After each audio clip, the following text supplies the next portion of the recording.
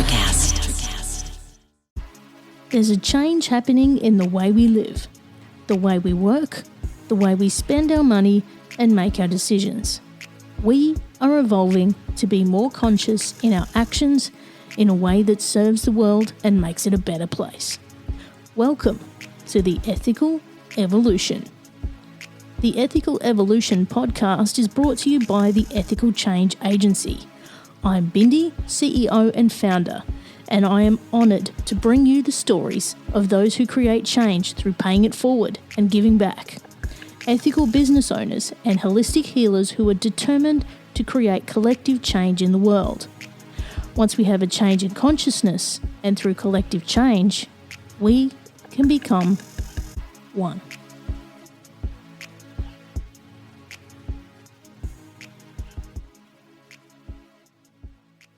Madison Hopkins is a regenerative real estate change agent who is committed to doing more good than harm, working to make our world socially just, culturally rich, and ecologically restorative.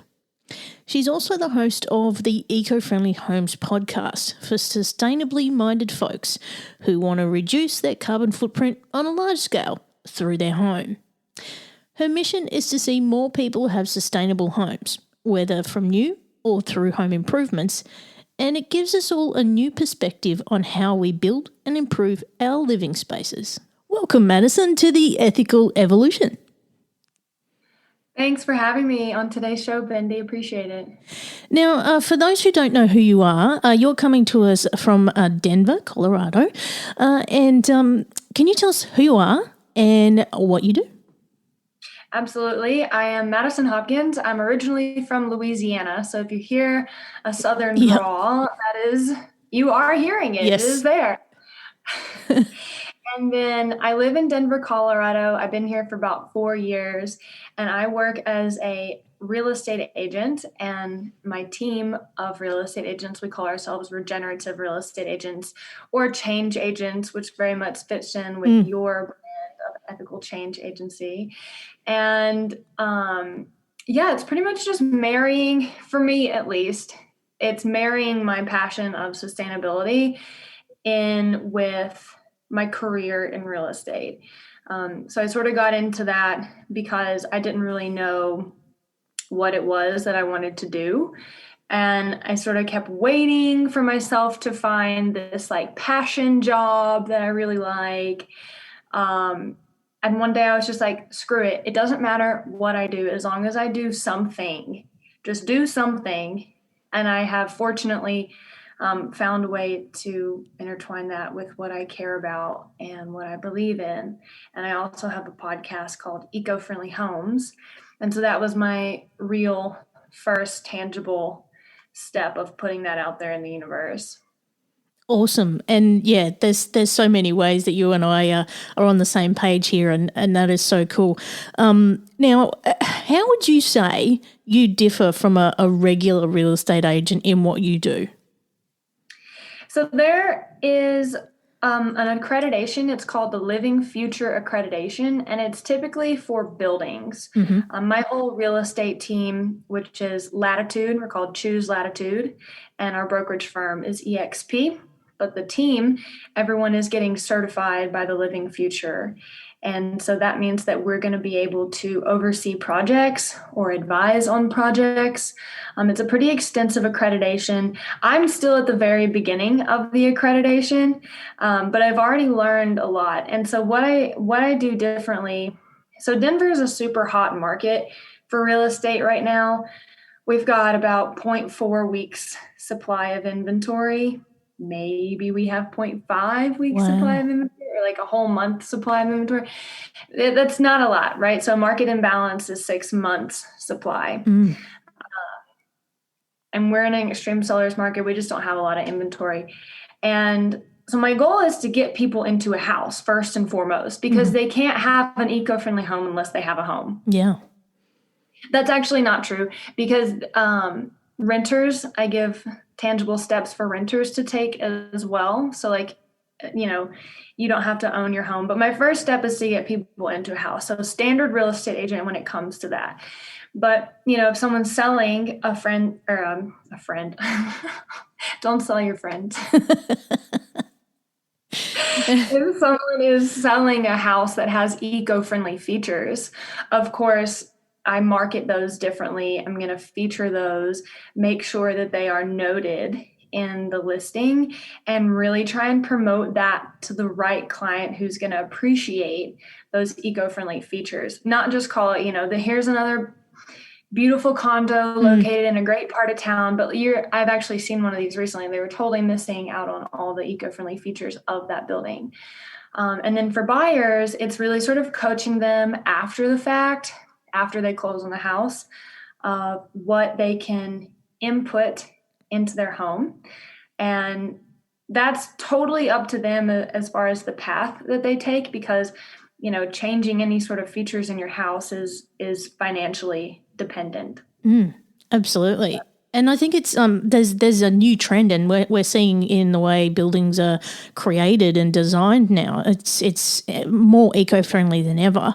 My home here, I built not quite 5 years ago, and even then there's an eco rating or an enviro rating when the home is built, so it has to have certain features to meet those ratings. So, things like insulation and the materials that are used, and, the heating and cooling, and just right down to every material that's used, and whether there's fans in the rooms and things like that. So it's really interesting that this is now actually becoming like a legislation almost worldwide to actually have that standard of building. Yeah, I'm very curious about how the fans would change the ranking. That you know what? Because this is the funny bit, right? So there's like an alfresco area at the back here, and there's a fan in that outdoor area. And I was like, why do I need that? And they said it's all part of the eco rating. I was like, okay, so go figure. Sorry. The birds just use it as a perch. But anyway, other than that, I was a bit perplexed by that. Well, being from Louisiana, I know it is nice to have fans outside because it at least still helps keep some of the mosquitoes away. Yeah, we have the same problem here because it's usually quite warm here in summer. But Sure. I mean, you're probably also seeing trends in not just building but also landscaping, right? So it's the whole property itself. Yeah, and just to talk about the legislator, totally botching that word, but you'll get what I'm saying. Legislative aspects of that for a while. Like in Denver, we don't really have a set ranking system that homes must put on their like MLS, like when they go to the market, they don't have to say what their home ranking is. Yep. But in Portland, Oregon, where a lot of my teammates are, they do have to have that. Yeah. So at least for us, and it sounds like for y'all, you definitely have to have that. Yeah. And there's also certain parts of Queensland here that, we get cyclones and things like that. So they're now actually changing the building code as well to make homes more sustainable through, those kind of events.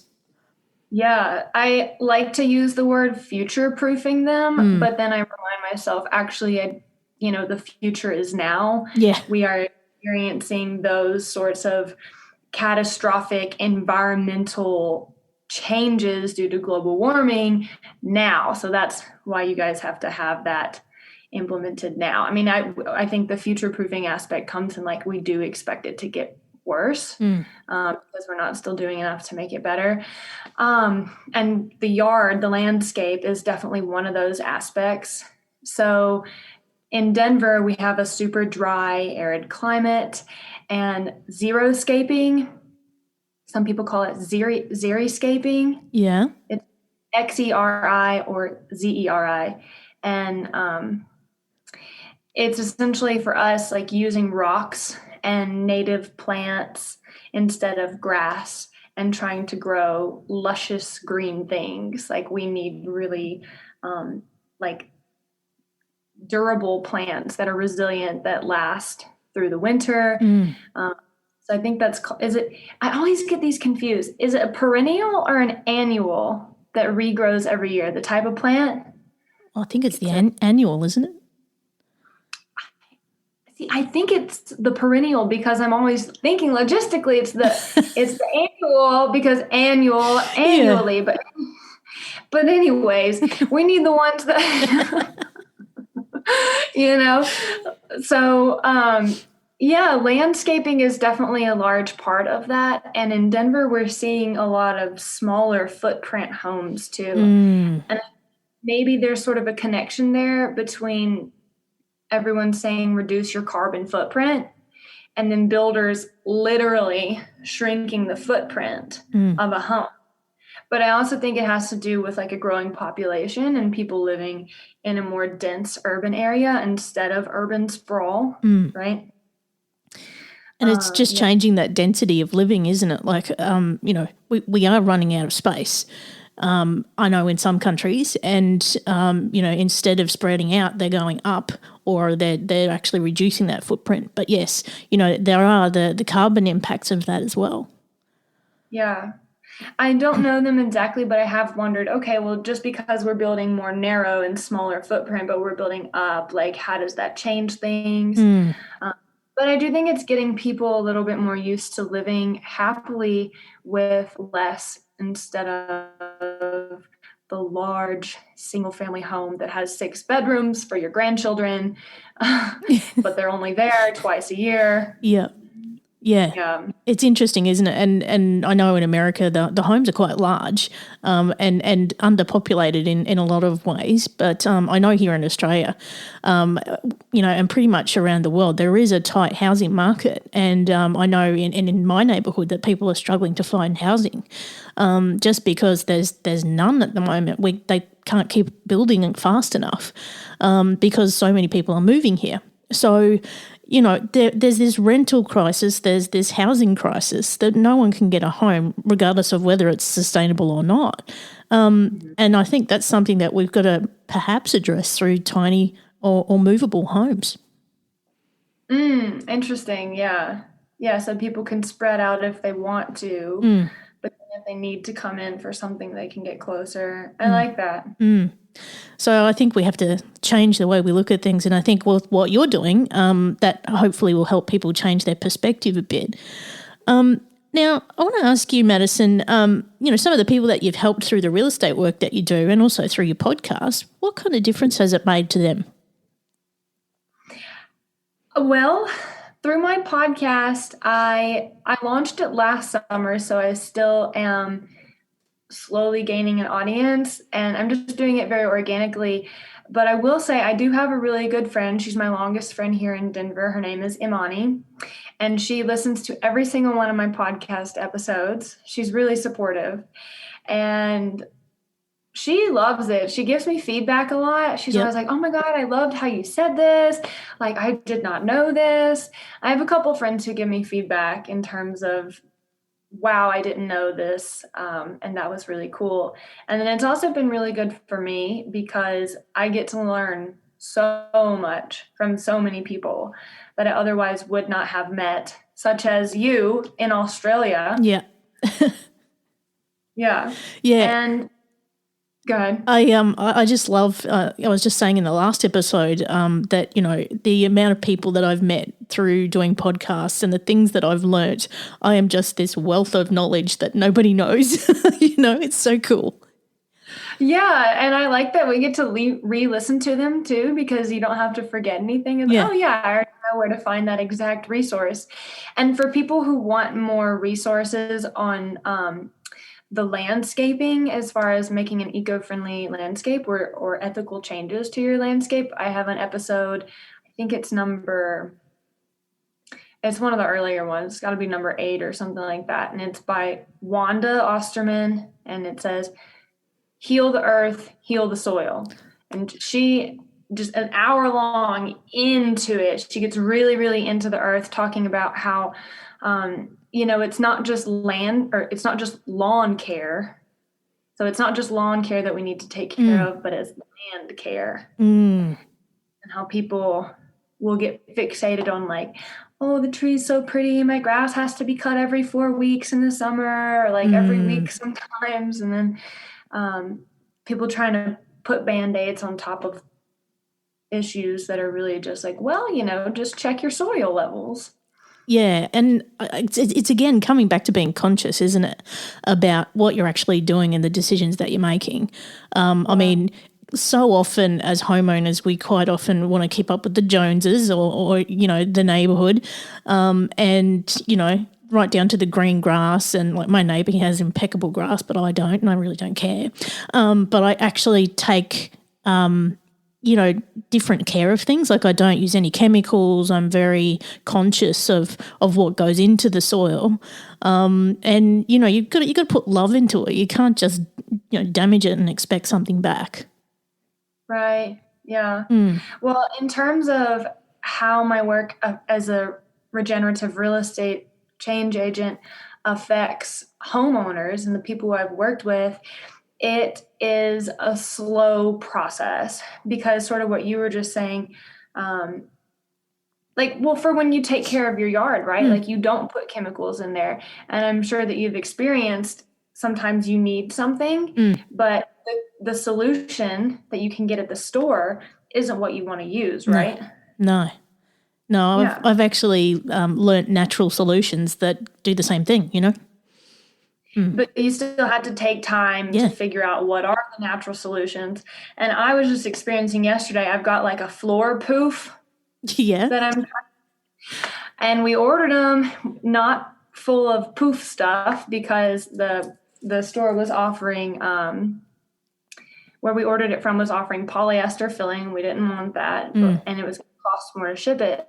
And so when we got the poofs, I'm like, okay, now I have to fill them with what? And I could not find anything at the store that wasn't polyester stuffing. So now I'm like, okay, so my options would, and this is just my little tiny furniture example of what living in an ethical, eco-friendly, regenerative home is like. It takes practice, it takes patience, and it takes persistence. Absolutely. So I found that I either have to order like organic cotton filling or organic latex filling, which is going to cost a lot. And then I thought an alternative would be ask all my friends if they have old pillows, because it's still probably going to be stuffed with polyester, but at least I'm reusing the fabric, right? Yeah, and not creating more waste. Exactly, yeah. And that goes into home ownership as well. And it's a lot of research as to like, does this material contain chemicals that I am trying to avoid? So I learned from a podcast guest, and I've been sharing with others to focus on certifications and then spend your time, instead of becoming a chemist, and spend your time just validating those certifications to make sure that they are a good certification. And also associations, look for things that it's associated with, is it part of the this or that, then it's likely a good product. So I know you were just talking about finding solutions for things like filling what I think is we call a beanbag here, would you say that's probably one of the biggest challenges in what you do, is actually finding solutions that are more ethical and kinder to the environment? Yes, especially because I, in the last 8 months to like a year and a half, depending on like what situation I'm talking about, have started to explore regenerative, eco-friendly, sustainable aspects of a house. So yeah, it is, because it takes time to learn all the things and figure out, like, talk to my clients and say like, hey, I know you went with this type of flooring. Did it work for you? I know you used low VOC paint. Like, is it performing well? How do you feel inside your home? Are you noticing your indoor air quality is better? And then also with clients who have homes so that's like a new build, right? Or someone who like remodeled, but then someone who is moving in and has a lot of updating to do on their house or just moves in as is, those questions are going to take time, because that's when I need to say, like, when you get ready to update your windows, think about this. Or, oh, great, I actually had a client just rip up engineered hardwood floor. And underneath the engineered floor, she found laminate flooring. Ooh. And then underneath, yeah, gross, right? Yeah. And then underneath that, she found the gold mine of the old original hardwood floor. Oh, wow. And there was no asbestos on the dig down to the floor. So I'm sure just by removing those 2 layers of unneeded flooring, she's going to feel better in her home, knowing that, like, this is the original wood floor. She's going to breathe better because it's going to provide more circulation, less dust, clutter. So there's so many different aspects of what goes into like an eco-friendly home and what things that you can pay attention to. So materials is one of them, right? The flooring, the carpet, the paint, the appliances, also the fabrics, right? And then the products going chemical free. And then there's things that I didn't think would be so prominent in an eco-friendly home until I started having podcast guests.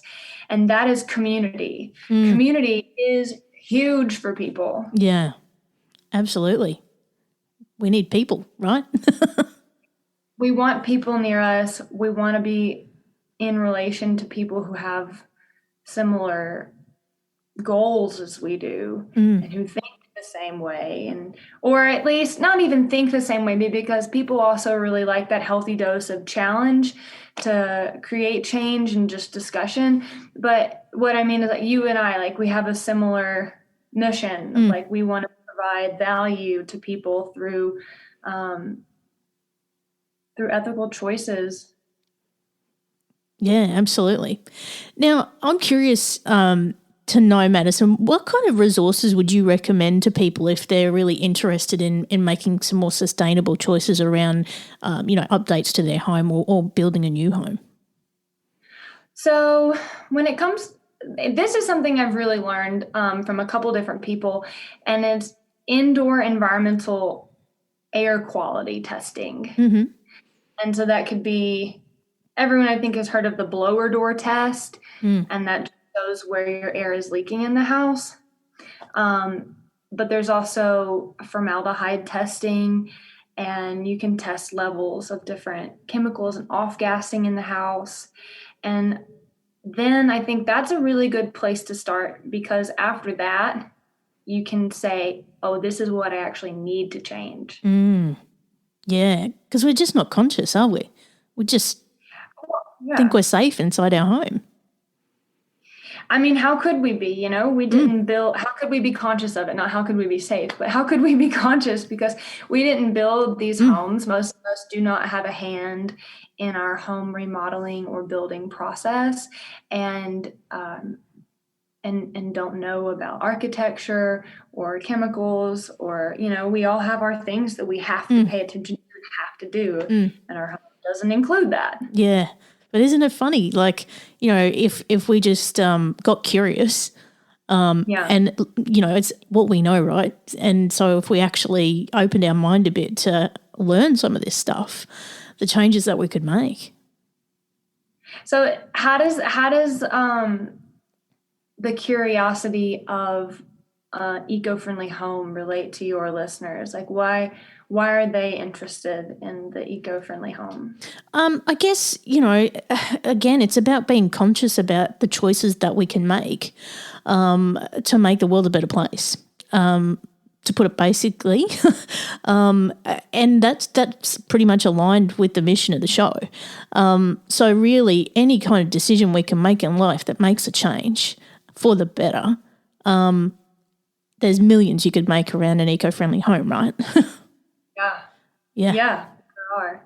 And there's no real standard for it either. In the Living Future accreditation that I'm studying for, they can't provide people who are building a building to those certifications with a cost, because every building's going to have so many different absolutely pieces of the puzzle. Yeah.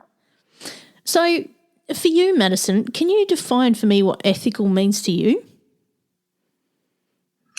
Well, the first thing that comes to mind is like being in adolescence and my dad talking to me about like things that are ethical, and he always would say like your ethics and your values. So I instantly think about that as like a personal thing, something that we sort of live by and make our decisions by, and weigh our decisions by. Like, okay, I did something. Did it fit into that? Yes or no? Maybe I'll do something different next time. Or before we make that decision, does it fit into this? Yeah, like really deep interpersonal processes. Yeah, no, I love that. And I say this every episode, there's no wrong answer to that question, but I just love to see everyone's perspective of it, because, you know, what it is for you and what it is for me can be completely different, but still right, you know?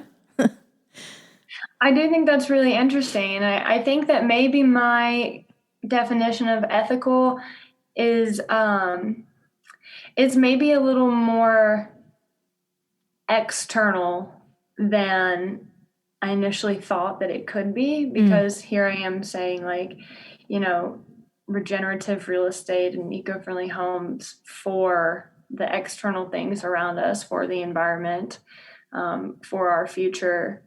So making ethical decisions based on not just my existence on Earth, but future generations' existence on Earth, your existence, you know, animals' existence. Yeah, which comes back to, you know, something I say regularly on this podcast, and that is, you know, what I do today impacts your tomorrow. And no doubt you'd actually see the effect of that in the work that you do. I actually just heard that in a meditation like 2 days ago. No way. Well, she said it in only a singular. What I do today affects my tomorrow. But you're saying what I do today affects your tomorrow. So that's actually more inclusive. Yeah, and regardless of whether you're in Denver and I'm in Brisbane, you know, still can impact each other. You are in the future, so you can definitely send. I definitely am. So, yes, I can impact your tomorrow, definitely. I hadn't thought of it that way. Well done. Now, what are your future plans with the podcast and your work and the accreditation stuff that you're doing, and, you know, what's happening for you? So, just to give everyone a more full rounded perspective, I got my real estate license last year as well. So I got it right before COVID hit at the United States. So I finished my studying in January, got the test in February. I passed my real estate test in February, and then joined a firm in March, and then everything closed down. Wow. So yeah, just for everyone's history of like, I've been doing a lot of business planning with this. You know, it's still pretty fresh for me, and where do I want to take it? And since I joined my team, Choose Latitude, it's definitely been ever changing. And we're starting to think about like consulting homeowners who aren't our real. Sorry, the dog just barks. He chases his tail and yelps. Cute. Yeah, he is really cute. But yeah, we're thinking about getting into the consulting aspects of things, so people who aren't looking to buy or sell a home can still have, we can still influence how they live in their homes. And then I also want to get into like house flipping. So investing in real estate for myself, living in it, flipping it, and making those flips eco-friendly features. Because that's sort of one thing that I noticed about our market is that that's one thing that I wanted to implement into it. We have a lot of conventional homes, but I want to see regenerative homes. I want to see places that have gray water systems inside them.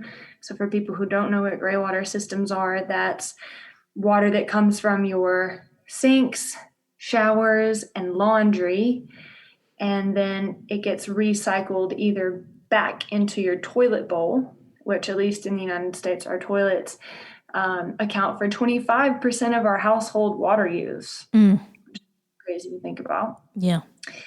And then another thing that the gray water can do instead of going into the toilet bowl is flowing out into the yard and watering like maybe fruit trees if you have those, or just watering your regular plants. They actually like a lot of nutrients. But of course, the gray water systems have to filter out soap before they go into the yard. So actually, I take the fruit trees back because I'm sure you can. I think banana trees like black water, which comes from toilets. But as far as the legislative goes, they're not really going to promote using non-potable water to grow food. Yeah, true. Yeah. Right. So I want to integrate homes with those sorts of systems. And I feel like once I get my hands on a project, then my knowledge is going to go from like a 5 to a 9. Yeah. You know, that tangible experience I'm such a kinesthetic learner. Yeah. And, you know, until you build a house, you don't realize how much actually goes into it. Like, it is a massive project, right? And, you know, just some of the things that you were talking about there. And I absolutely love the vision of what you're wanting to do here, because there's a huge market for it, and a growing market for it. But, you know, down to things like grey water systems and those kind of things, and the water usage that we have in a home are things that are becoming more conscious for people, because, you know, a lot of Australia is in drought. So we have to be very conscious, and they've actually got rules around how much water we can use and when we can use it, down to, you know, the types of taps we have in homes, and, you know, the water flow you have on your toilet, and whether you have a tank on your home, a rainwater tank. It used to be legislation to have a rainwater tank on your home, but mine doesn't. So it's kind of interesting how, you know, this evolution is happening in just the way we use resources within a home. I wish we had more rules against how we use our water. And I know that is, I said that in singularity towards like a residential homeowner. But I'm reading a book. It's called Unmaking America's Water Crisis. Actually, that's the subtitle. Sorry, it's called Blue Revolution, Unmaking America's Water Crisis by Cynthia Barnett. And I got this book back in college, and I didn't read it then. I read some of the chapters, but not the whole thing. And it's just blowing my mind. Yeah. At, we use water to water the meridians in, I think they're called, no, that's not a meridian. Anyways, the green patch of grass in between two roads. Yep. We use water for that. And apparently grass is America's largest crop, if you consider it all the things that we grow, crop. And there's just really dumb things that we use water for. Like, they'll shut down water use and limit residential homeowners, but then people can still have water parks, pools, grottos, lagoons. And I think that sort of comes back to the money aspect, is of course, whoever has money invested, or whoever's money they want, they're not going to take their water away from their precious pool, which does concern me a lot, for, just the type of decisions that people make who have the ultimate say in things. But then, of course, there's so many people on a daily basis who are constantly fighting to get signatures on petitions and push things into lobbyists' hands, and that are actually fighting for good causes. So, yeah. Yeah, and that's it. It all starts with us, doesn't it? We have to actually be the change for it to occur, don't we? Yeah. And I just motioned, guys, if you can't see me, I've got the Be the Change hoodie on that you can get at Ethical Change Agency. Little shameless plug. Love it. Now, if people want to find out more about what you're doing, Madison, and they want to get in touch, how can they do that? I'm pretty reachable on multiple areas. Instagram, moving with Madison, and there's 2 periods, moving dot with dot Madison. Yep. Same with YouTube, moving with Madison. What else am I on? I do have a Facebook business page. Please don't contact me there. I will not respond. And then I have my own website, which is Moving with Madison. So it's my first ever website. I feel like MySpace was always priming us for this moment. Oh, poor MySpace. Yeah, it was really revolutionary and just got way overshadowed, but that's okay. But they really had it all. They had the changeable background and Yep. the music. Oh, the memories. Yeah. And then you can also email me, madison@movingwithmadison.com. And that's Madison with 1D, Madison. Awesome. Now, I got the last big question for you. What's the change you'd like to see in the world, and how can we bring it to life? From a real estate perspective, I would like to see the market have more sustainable homes than conventional homes.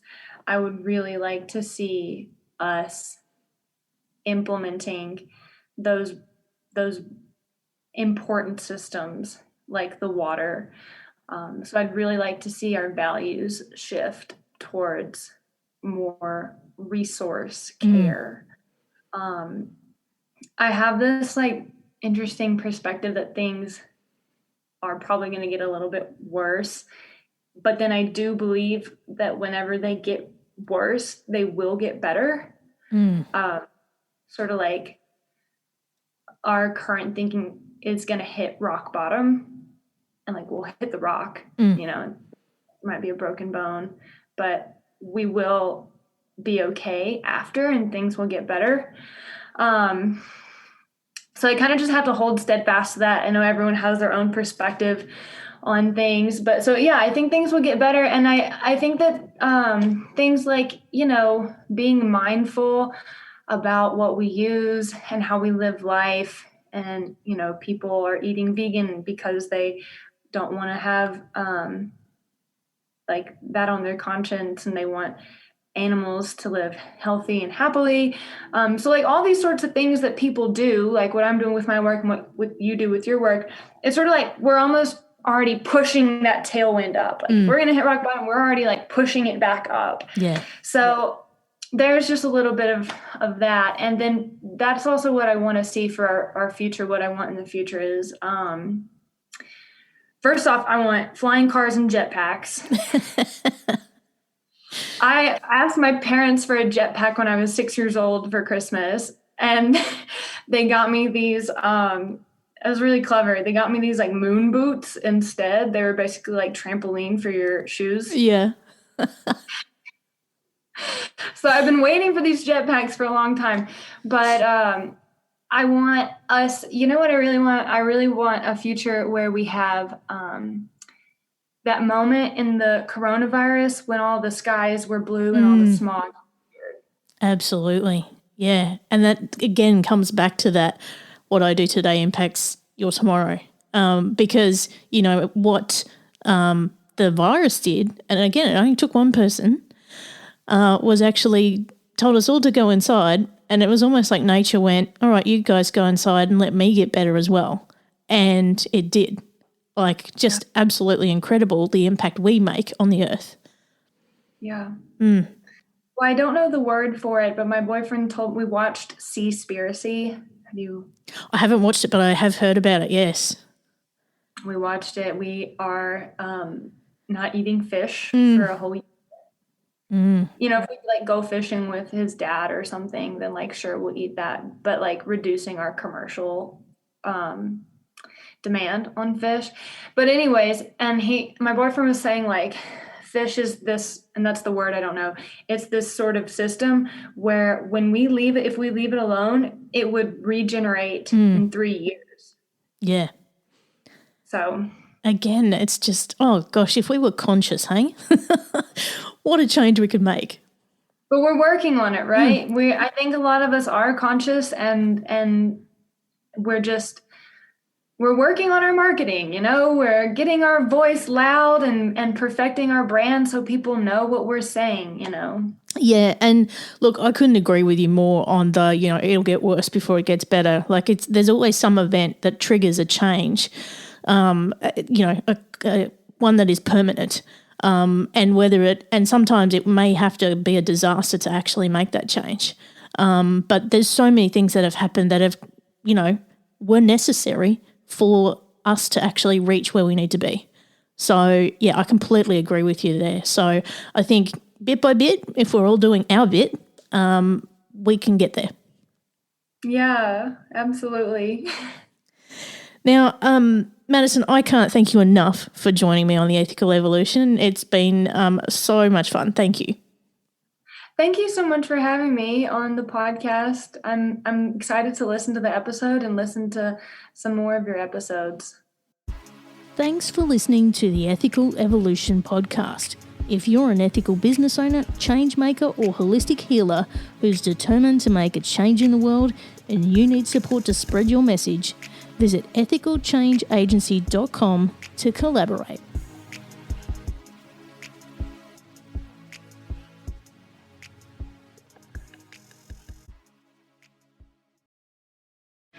If you're a working professional wondering what's next for your career, you've come to the right place.